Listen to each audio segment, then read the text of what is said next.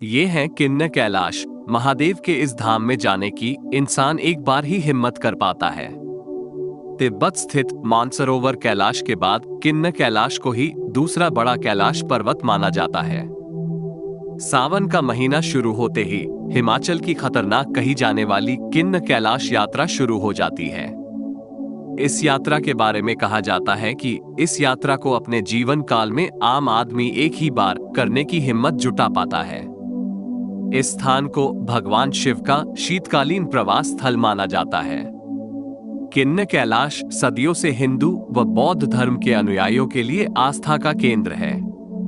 इस यात्रा के लिए देश भर से लाखों भक्त किन्नर कैलाश के दर्शन के लिए आते हैं। किन्नर कैलाश पर प्राकृतिक रूप से उगने वाले ब्रह्म कमल के हजारों पौधे देखे जा सकते हैं। भगवान शिव की तपोस्थली किन्नौर के बौद्ध लोगों और हिंदू भक्तों की आस्था का केंद्र है। किन्नर कैलाश समुद्र तल से 24,000 फीट की ऊंचाई पर स्थित है। किन्नर कैलाश स्थित शिवलिंग की ऊंचाई 40 फीट और चौड़ाई 16 फीट है। हर वर्ष सैकड़ों शिव भक्त जुलाई व अगस्त में जंगल के खतरनाक दुर्गम मार्ग से होकर किन्नर कैलाश पहुंचते हैं। किन्नर कैलाश की यात्रा शुरू करने के लिए भक्तों को जिला मुख्यालय से करीब 7 किलोमीटर दूर राष्ट्रीय राजमार्ग 5 स्थित पोवारी से सतलुज नदी पार कर तंगलिंग गांव से होकर जाना पड़ता है। गणेश पार्क से करीब 500 मीटर की दूरी पर पार्वती कुंड है।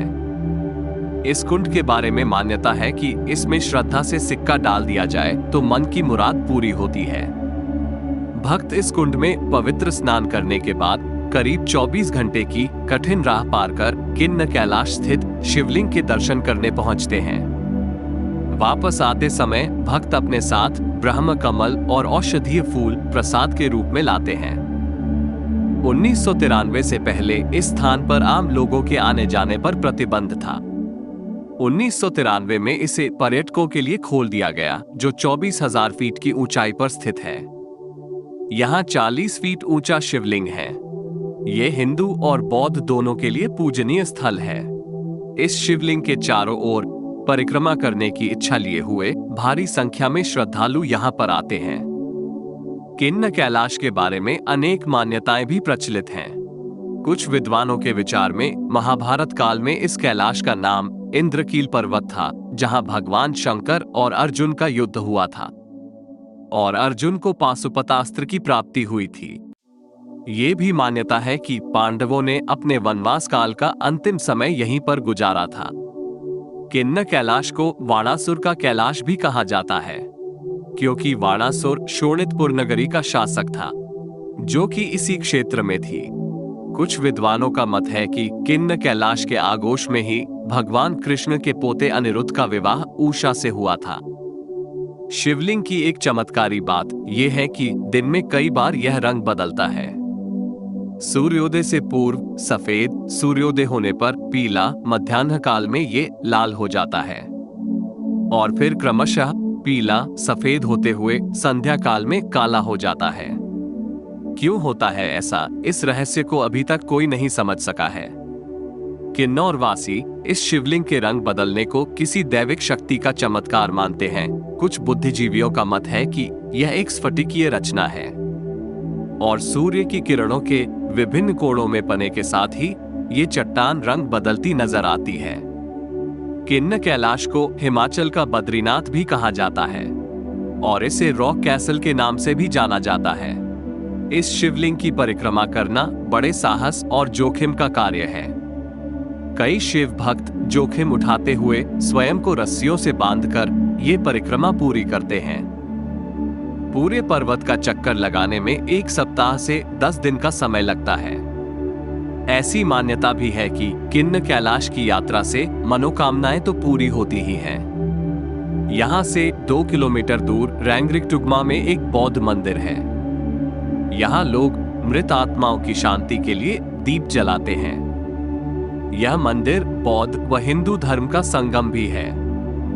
भगवान बुद्ध की अनेक छोटी बड़ी मूर्तियों के बीच दुर्गा मां की भव्य मूर्ति भी स्थित है।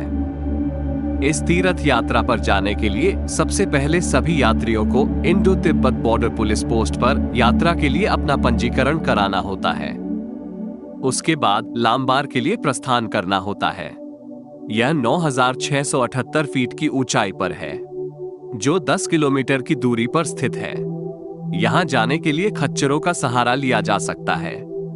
इसके उपरांत चारांग के लिए चढ़ाई करनी होती है, जिसमें कुल 8 घंटे लगते हैं।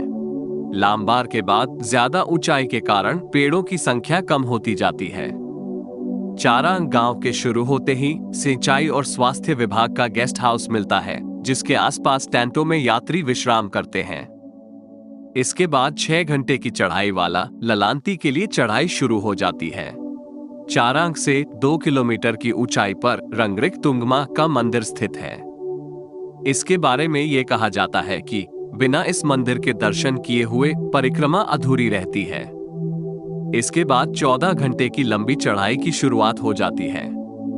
तो इस तरह इस यात्रा को पूरी की जाती है, जिसके कारण जो भी एक बार इस यात्रा को कर लेता है, उसकी हिम्मत दोबारा इस यात्रा पर आने की नहीं होती है। दोस्तों, आपको हमारी प्रस्तुति कैसी लगी हमें जरूर बताएं। धन्यवाद।